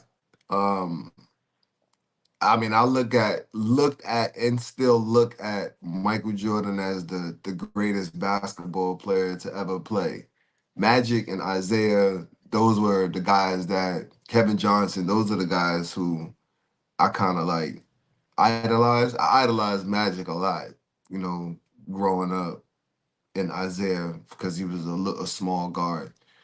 But when Jordan, when he said that and mentioned my name in that breath, I was like a little kid. I was like, oh, this is the guy who I've been looking at, you know, all my life, in basketball up until this point. And for him to make that comment about me after a game that we played, when he doesn't normally do that, clearly it showed what was done on the court was done at a high level, in playing the game. And I think, to be paid that type of homage, you keep that forever. ever. Like that's not something that you pass on because it's something that he said, and everything that he says is historical when it has something to do with basketball. And he's very careful in what he speaks on and he talks about when it comes to basketball because of the kind of monster he is on the court. So that was monumental in my life, along with when Kobe mentioned my name. I mean, I look at those guys in that That was gonna manner. be next. Yep. Yeah, so I look at those guys in that manner. I mean, I got, for me, Jordan and Kobe, it's a mirror image from, how Kobe plays and played during the times that we played, and then, you know, so on, for this guy's basketball spirit to be amongst us still, tragic Rest accident, in peace, Mamba, but for sure. rest in peace. Yes. Just other day was just passing 4 years. And for these guys to speak of me in that manner, it showed a lot of respect. And I knew that I was doing something right, so yeah, that's legendary for me. Yeah, and I'm gonna let all the basketball heads out there, all the basketball fans out there, please, no disrespect to LeBron, but don't do that when you talk about the goats and you put him ahead of Jordan or Kobe. Let's just stop that right now. Nah, I love LeBron. He's nice. He's I he's love probably LeBron. the He best. yes, The best all around player. You know, all around. But when it comes to the science of the game, it's unmatched. It's unmatched. To me, it's like when I watch, I played against all three of them. So it's not like I'm speaking from a space of just an opinion. That's why when like I hear Stephen A. Smith, I'm like 1.5, chill out. Like you get paid to do this. You don't do this. You know what I'm saying? Like you don't do this for real. Like I facts. when people who did it for real and people that played against all three of them, the opinions are completely different. It's not the same. And because we're in the now, and it's understandable for people to feel and say what they say about LeBron. You know, it's understandable, but it's just different. It shouldn't even really be spoken in the same sentence to me when you speak about Jordan. It should just be him and then everybody else. I mean, that's just my opinion. And we just like people who have opinions. They say that they feel the other way around. I just don't see it. And from playing against them and watching, it's just different. You can ask anybody. I say the same thing all the time. This is I They feel said this we way. old when we say that. Oh, you old Nah, guys yeah. always say We this. I'm we just like, know the whatever. game. Nah, we I'm know the like, game. okay. Facts, facts. I ain't gonna keep you on here too. Overall, Yes. overall, there's Yeah. nobody better ever. I never seen anybody better than LeBron James over like an overall basketball player. But game Yes. 7, 5 seconds left in the game, down by one. Who you giving the ball to? I'm gonna give it to Jordan. I'm like, well, that's it. I'm like, if you're if you speak of LeBron, it was like, oh yeah, but he's gonna make the right play. I got that, but we down by one, and we need a bucket right We now. need the W. We need the W. We need a bucket right now for this game 7 in the finals. It's game 7. We down by one. Who you gonna give the rock to? Like Word. it's, yeah, it is what it is. If you take Jordan name off the back of his jersey, and you take LeBron name off the back of his jersey, you take Kobe name off the back of his jersey, in order, who would you give it to based upon you watching these guys play? And you don't forget about the accolades and what's been done. Based upon the skill set and the ability to shoot the basketball, who are you going to give it to take that last shot? Who you feel the most confident to take it? You know, it's different. To follow through. That's all I gotta say. It's The follow different. It's through. different. That's right. And the It is mama's a different. beast. Yeah, It's for different. sure. It's different. Now, I before we get into China and we wrap this stuff up, I just want to ask you a few questions real quick. And this is just Mm. something off the cuff. Was he got game about you? Like we all know, the world know, but I never heard you say it. Yeah, it is. Spike Lee asked me to audition, and I said I'm not going to audition to be me. That's what happened. That's exactly what went on. Salute, salute. And then he wound up winning Best Actor somewhere else. Let's say salute to that too. We're gonna get to that. We're gonna get to that as well. That was crazy. So I'm watching this. I'm watching this movie, and I'm saying to myself, there's a part where the dude with the red car lights can do, and I'm going, yo, is that Slice? Because we all know, right? We all came up together. Slice played on the team before him and my brother started doing their thing. We're not gonna go there, but I just wonder. I'm like, damn. And it's just me when I'm watching the movie with my guys. Like, yo, I'm trying to picture everybody who I think is somebody in Coney Island. That's what I'm doing. They have I mean, no he clue who went the to hell he is. Lincoln. Yeah, but he went and filmed at Lincoln. Like, okay, why? What's your reason for doing that? Right. Like, literally, that's what happened. I was like, I'm not gonna audition to be me. And then, later on in years past, he was like, oh, I told him, I said, I respect what you were saying and how you felt because I didn't know if you was gonna be able to act or not. And I was like, well, clearly I knew that I was capable of doing that, but I wasn't going to audition. You're To be you're me. you're doing a movie based upon my story. I'm not gonna audition for that. That's not what I'm going to do. I can read, and I have comprehension skills, and I understand, and I could be animated, as everybody know. So I didn't think that that was something that I was going to do an audition for me to be me. I'm like, I'm not gonna do that. But I did from acting and doing what I did and doing my own movie. I could respect the art of where he came from. So, there is balance inside of what happened and what went on, but still, that's Fam, he went and basically got what another went ball on. player. He went and got another ball player. Come on. Let's chill out. Chill out. He ain't went and get another actor. He went and got another ball player. Like, come on, let's be real. Like, fact, you Right, could have just used right. my man and left it like that. Like, he went and got Ray Allen. All right, cool. We should do, yeah, we need to do a he got game too. Nah, for sure. That's crazy. That's crazy. Mm, yeah. So man, like right now, man, like you're living your best life, man, and everything has come full circle. Uh, you get out to Mm. China, you built this new life for yourself, and you just build on from what you was doing already here in the States. How was that transition for you over there?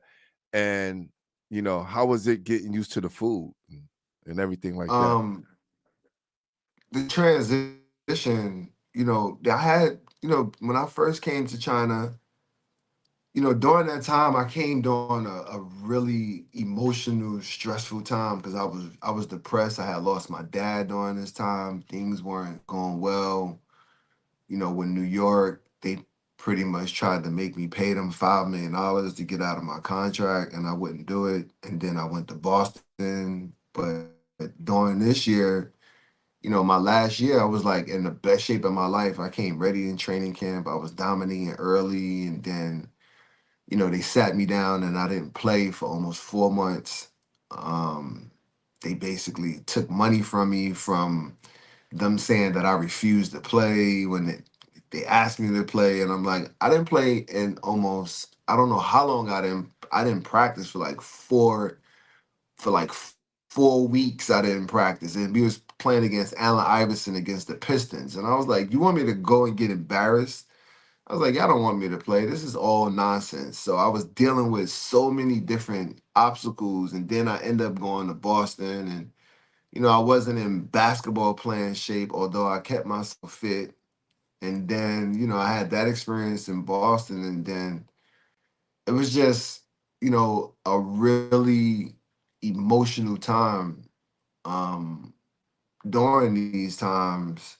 And then when I get this opportunity to go to China, um, I was like, for like 30 days, I was contemplating. One of my business partners, he was like, look, man, we got an opportunity for you to go to China. And I was like, China? I was like, that's far. It's like, that's crazy far. Like, then he was like, oh, they got like 300 million people that play basketball. And this will be a good opportunity for you to relaunch your brand. And mind you, my brand took a hit. So Starbury took a big hit, and then it wasn't doing as well as it was because of all of the negative backlash that I was getting from supporting Michael Vick, from things that I experienced through my personal life. When I had the opportunity to go to China, I contemplated, and then when I made the decision, I got here. And anybody who's depressed and who's going through a turbulent time in their life with depression from losing your I lost my dad, and then people don't know, a week later my mom checked into the hospital, like on her deathbed, basically. They normally say when you lose a spouse, sometimes it follows. And I was like, I was just sitting there talking to my mother. I was like, come on, you cannot do this. There's no way. So I'm just experiencing so many different things. And then I leave and I go to China. And when I get there, it's like 5,000 people. I'm going to be straight up. It's about between 25 and 3,000 people. I shouldn't say 5,000. Just legitimate is about 25 to 3,000 people at the airport waiting. And while I was Wow. going down the escalator, and I was like, yo, to the guy who I was with, who like one of my best friends now. Yesterday was actually 14 years since I've been here, January 27th. No doubt. And I was like, man, why is there so many people? Because I ain't never, it was my first time in China. He was like, all those people here for you. I was like, what? He was like, yeah, they want to welcome you. This is how we do it. And I was like, Wow. this is how you guys are welcoming me here. So I just left from America. I flew 13 hours. I'm on a plane, like, damn, how long is this flight? Like, this is crazy, right? While I be flying, leaving America, going to China, and I'm like, I'm not well.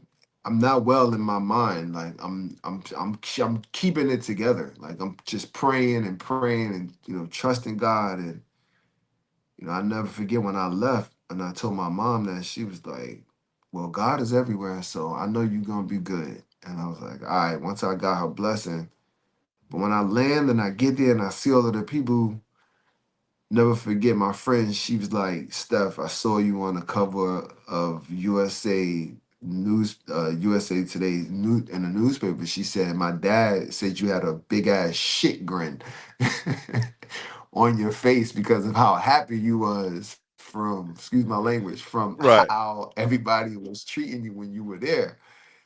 And I was like, yeah, I was shocked. I was so surprised that I was being greeted like that. And it was like, oh, so many people love you here. And they knew the history of me playing. I didn't know that these people knew me like that, because I never been here before. I've been a lot of places around the world, but never came to China. So, my first year, when I got here, I was out of shape because I didn't play for like almost a year. I didn't play for like Mm. almost a year. I didn't do nothing. You know what I'm saying? So, I did, for like a week or two, I started doing some stuff to try to get back in shape. So I never forget, I played my first game. And when I played, I didn't really score a lot, but because I knew I didn't have the energy to really play like that. So I just was trying to do everything that I could do to win. So I had like 15 points and like 14 assists, something like that. But I was still like, I was inconsistent because I didn't have really a rhythm. So I was experiencing all of these different things like the culture shock. not speaking the language, the food, I wasn't used to the food. My stomach was upset, because I didn't, I was eating something prepared completely different. So, and by the way, Chinese food is my first cuisine after my mom and my sisters. I love Chinese food. Like Chinese food is amazing. Like it's so many different styles. Like what we eat in America, that's not Chinese food. Tell Just him again, that's not Steph. Tell him that's again. not Chinese. That's That's like not Chinese Blackanese. food. That's not Chinese food. That is not Chinese food. That's not what they eating in the back. What they cooking for them, that's Chinese food. What they give Fact. them with, that's not Chinese food. I'm just keeping it 100. No, So, that's real. now I'm experiencing a brand new culture. And when I came, I said, when I came, I said, I'm coming. When I come here, I'm gonna leave myself completely vulnerable to love and to be able to accept. That's what I'm doing on this new journey because I knew when I left the NBA, I knew I wasn't going back.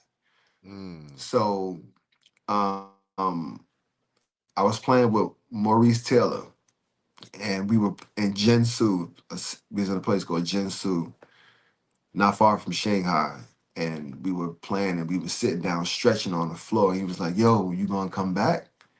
And I was like, "I don't know, man. This kind of a great experience being able to be someplace else, play basketball, and you're playing and not able to actually communicate.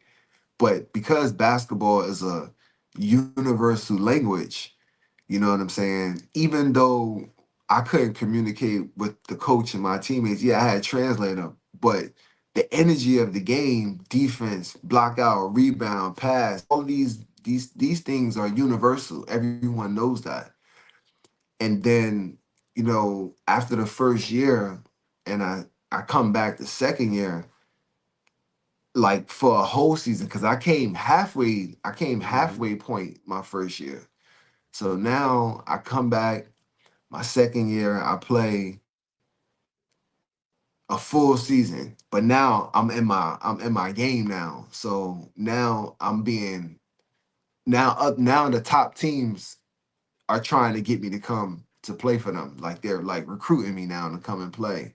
And then I make the decision to not go to the team that won most of the championships here. I go to the team that is dying to make the championship, to win the Hmm. championship. Right? They're dying to move up, and it just so happened that it was the capital of China. It was Beijing. So when I come here, when I signed with Beijing, they meet me in the airport and they go, "So why did you choose to come to Beijing?" And I said straight out, I was like, "I came here to try to help win a championship." And if you know the history of foreign players when they come to China, that's one of the first things everybody say, Mm. right?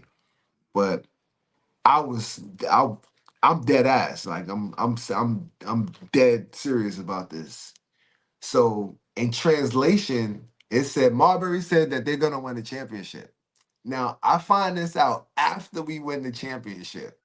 So now they're looking at me like, how did you know that you guys are gonna win the championship? I was like, what are you talking about? I didn't know we were gonna win. I was like, we won. It was like, no, you said when you first came here that you guys were gonna win the championship. I was like, nah, I didn't say that. And it was like, yes, you said that. And then my friend was laughing because they showed me the translation. It was like, this is what it translate in Chinese stuff on. And I was like, oh, okay, I'll take it. And That's a then, Joe Namath right there.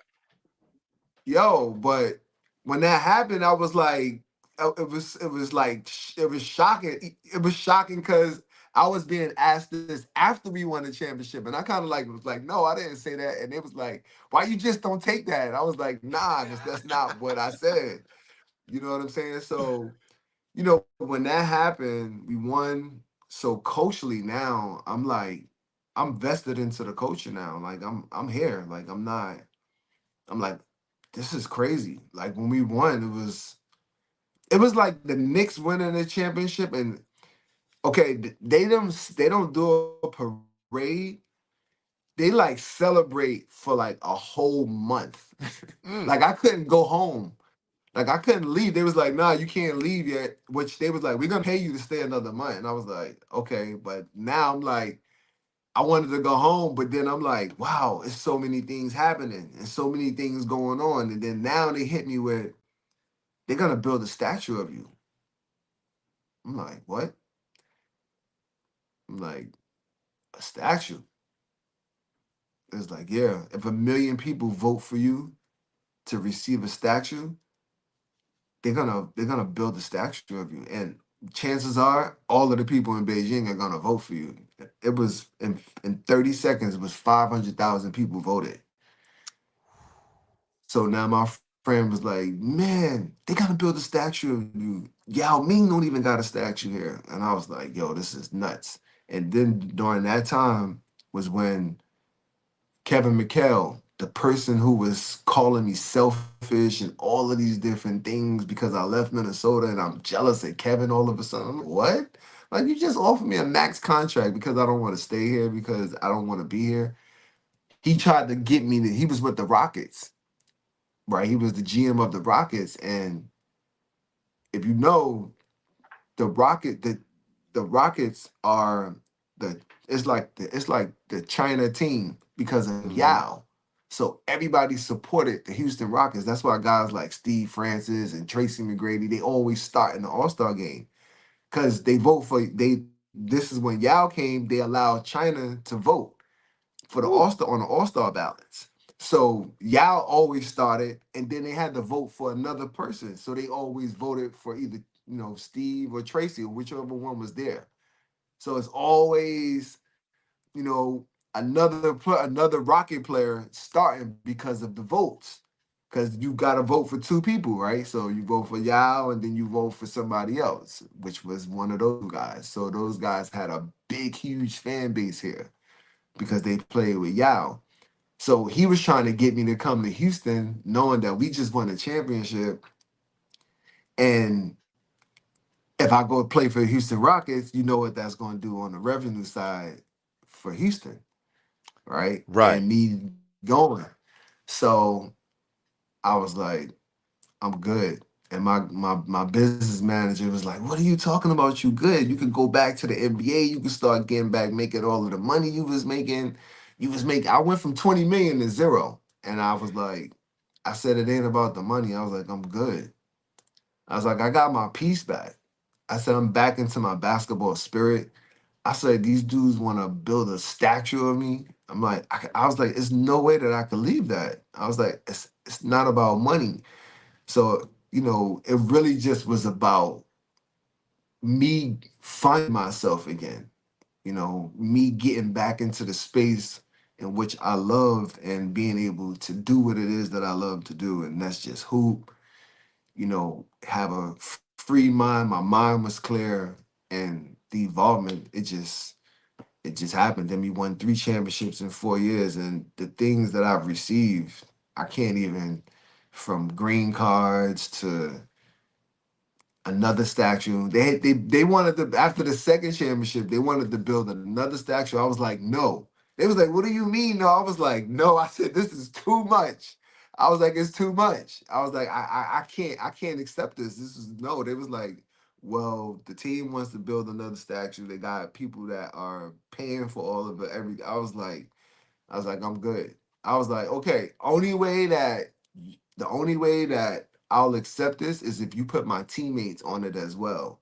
And it was like, Wow. Stephon, you know how hard that's gonna be for us to do that. We can't do that because now they got to get permission for like, China is different. So they got to go to the different provinces. Kids they from different places. They're not from Beijing, Mm-hmm. right? So being that they weren't born in Beijing, them being on a statue in Beijing, I was like, but that's the only way that I'm gonna accept this. So they went through all the legalities of what they had to do, and then my teammates, all of them they on the statue as well. So, I'm holding up the trophy, and then the same picture that they took when we held up the trophy, they got them in the background.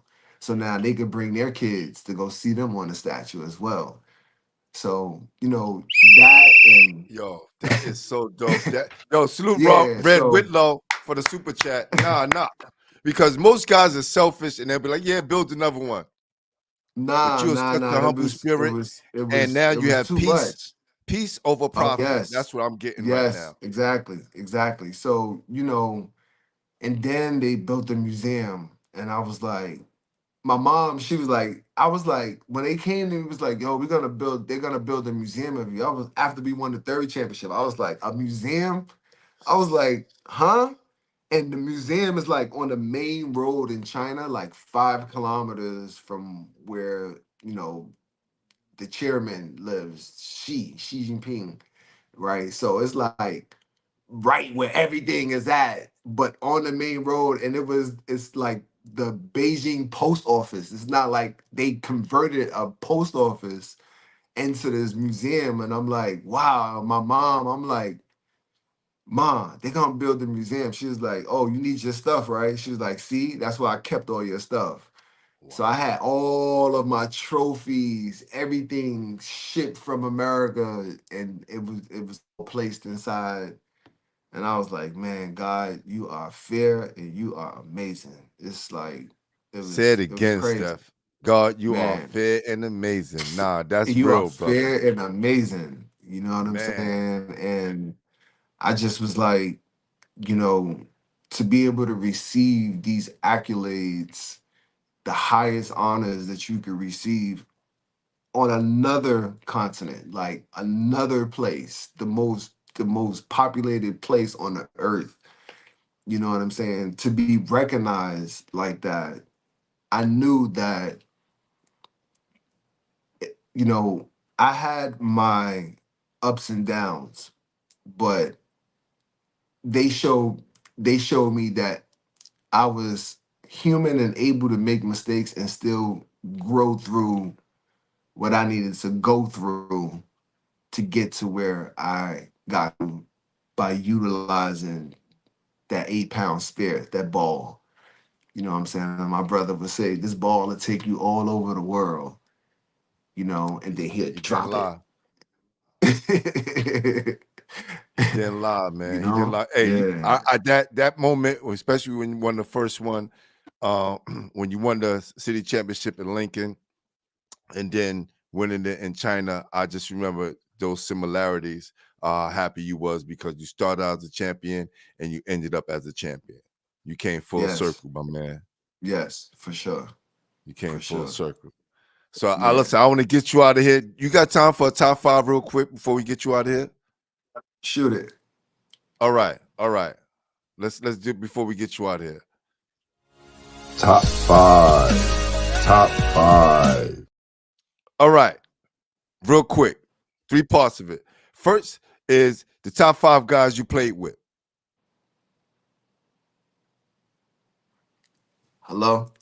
Yeah, I'm here. Okay, go ahead, say it. All right. The first one is the top five guys you played with.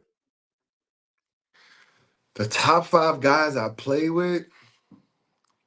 Oh my God, you're gonna have guys like, yo, you didn't say me. So That's the point. I gotta say KG, Mm-hmm. uh, Kevin Garnett. Um, you talk about everybody from college, all of it. That's it. That's it. That's it, Steph. Oh Yes. my God. We've been celebrating your night. Time to get you in trouble, Steph, before we get you out of here. And I got a Oh, surprise for you too, because my man is in the background doing something nice.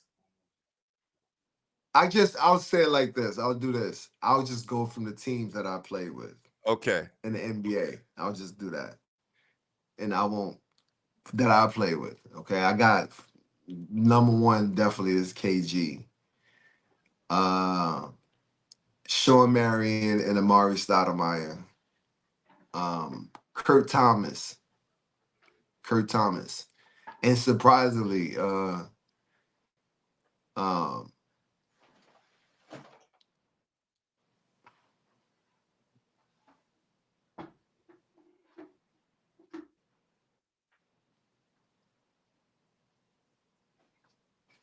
I didn't really play with Boston that long.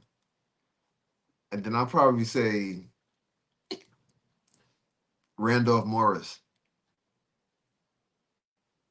Those are the guys. Because I didn't really play with Boston that long, so I can't really speak on that. But Randolph Morris, I don't know if people know him. I played with him in China. No, I because won all of the I'm. championships. Oh, okay, Yeah, okay, he went to Kentucky. that makes Yeah, he sense. went to Kentucky. He Gotcha. played also with the Knicks as well for a little bit. Like he got drafted. He had like a rare situation where he was in college and then he was able to play right out of college with the Knicks. Um, yeah, I would say Randolph Morris playing with him in China. I would say uh Kurt Thomas, Amari, Sean, and KG. That's perfect. That's perfect. Yeah, All right. yeah. We got two more top fives. We're gonna get you out of here. Top five Okay. guys you played against. Ooh, Rod Strickland, that was the hardest person I had to guard. Jordan, AI, Kobe. Okay, Rod, Jordan, Kobe, um, Terrell Brandon, Mm, that's uh, hard. AI. Did I say AI? Yep. Allen. Yep. Yeah, that's five. That's five. That's five. Yeah, That's five. Terrell Brandon, Tough. Tough. tough, tough, tough. Kobe, I shouldn't really say Kobe because I really didn't really guard him. So I would say Brevin Knight. I guarded Kobe like not really that much. So Brevin, Terrell, AI, Jordan, and Rod. No In doubt. order, Rod, Jordan, Kobe, Terrell Brandon, and Brevin Knight. Yo, and Rod loves you so much, man. Salute to Rod Strickland, my guy. That's big, Rod bro. gives you the most props and most respect, man. So it's good that you guys are naming each other like that, man, because he definitely No, names yeah, you as well. that's serious. No, that is one dude I'll be like, he bust my ass, like, and it was nothing that I could do. It was Yeah, nothing I could do. He was just too big and too strong for me, even me at my strength. Like, just his maneuvering on the court, it was always like, damn. The only way that I can go at him is I gotta go at him on offense because I already know on defense this is gonna be, he back you down, you know, just different. Just different. I mean, he was everybody nightmare. facts, facts for sure. Yeah. They just don't say it. But just Nah, like they don't never really say about what happened when I was like, somebody got that 20-8, 25-9. Somebody was getting that for real. But this everybody, listen. Let me tell you something. What they want to say it or not, everybody know what you did. Everybody know because you gave it to everybody. Rod gave it to everybody. You know, you guys hand out business. That's what we Facts. do in New York, Yeah. man. The upper Yeah, echelon yeah, yeah. tier of point Yeah. guards. All Yeah. right, top five New York City all time. Top 5 New York City all time. Ah, I'm gonna put my brother. I'm gonna put my brother Juju, That's Kenny, hard right Tiny there. Archibald. I got to. That's Uh, hard. Cause you said we could give flowers today. I could do that. Oh, It's no we bias. did. So Yo, I just saw Juju. yeah, We giving yeah, him his yeah. flowers. I And told him, I said, we I giving you never flowers. ever talk about my brother. I never, cause people always say, "Oh, that's your brother." I'm like, "Yeah, that's my brother," but my brother was nice. So what you want He me to say? was But dead ass so nice. I Facts. never really say anything, and I never talk about my brother. Never, ever, ever talk about him, cause I know. The first time I said something, I was like, "Oh, that's your brother." Da, da, da, da. I was like, "Okay, I'm not gonna say that no more. I'll just keep that to myself." But you know about my brothers. So I Facts. would, for me, from what I've seen, I would go my brother, Kenny, Tiny, Rod, um,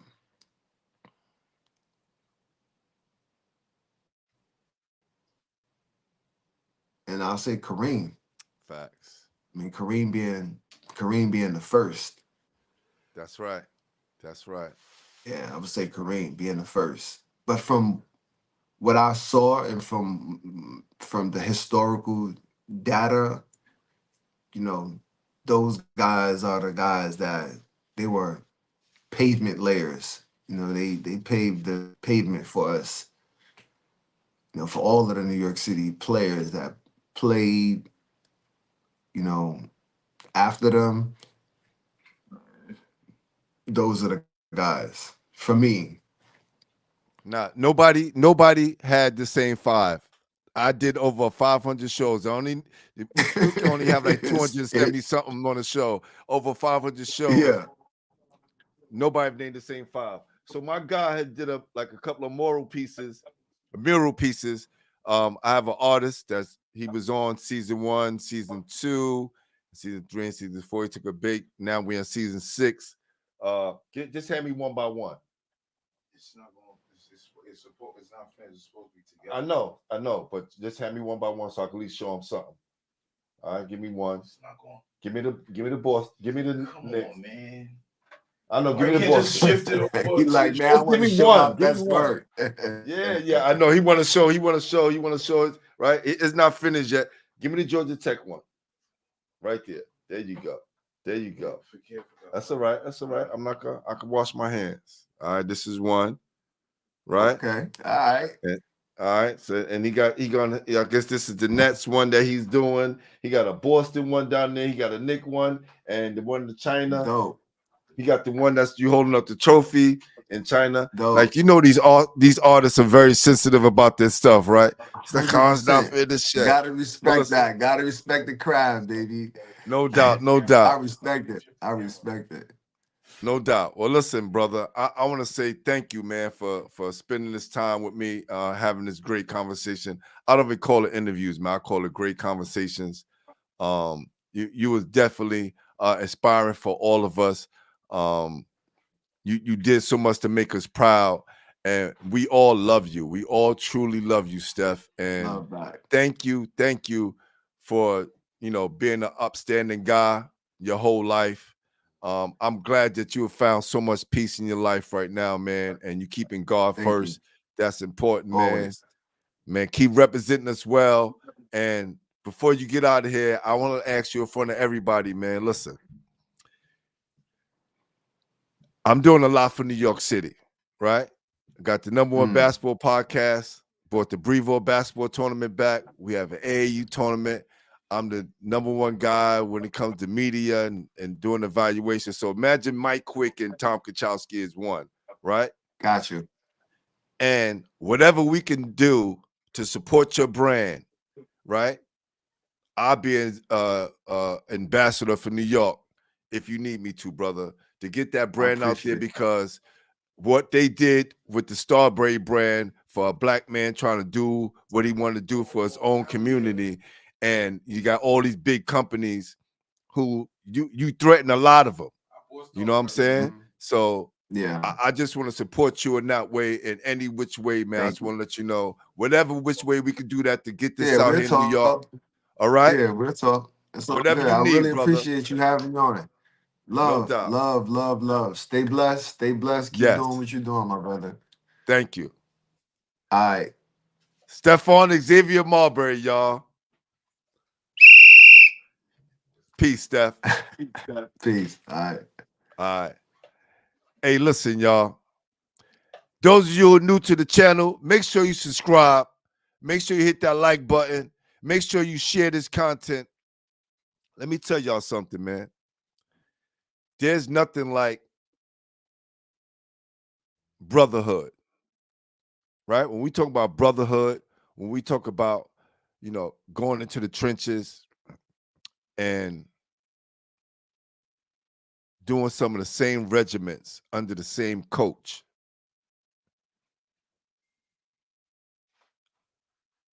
y'all have no idea what it's like unless you done been part of something like this. Abraham Lincoln has been a special place for me. Was able to watch so many guys grow, so many guys go on to the next level, become great men, and he just happened to be one of them. We all knew when he was a child prodigy that he would grow up to be something great. he superseded all of our expectations. Even though we knew he was going to do some great things, he superseded that.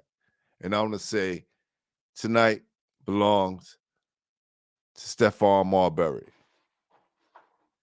Abraham Lincoln legend, Georgia Tech legend, N.B.A. legend, China icon, basketball icon. And he represented New York City to the fullest. Well, I'm about to be out of here. Y'all know what it is. Appreciate all the love. Appreciate everybody who stopped by. Appreciate all the super chat. I appreciate everyone, all my basketball heads out there. Let's do it, man. Let's make us and keep us number one. Y'all know what it is.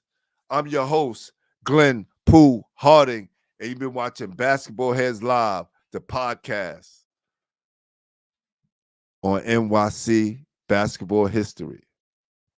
And y'all know the slogan. We are the official home for New York City basketball. Like we always do around this time. Peace.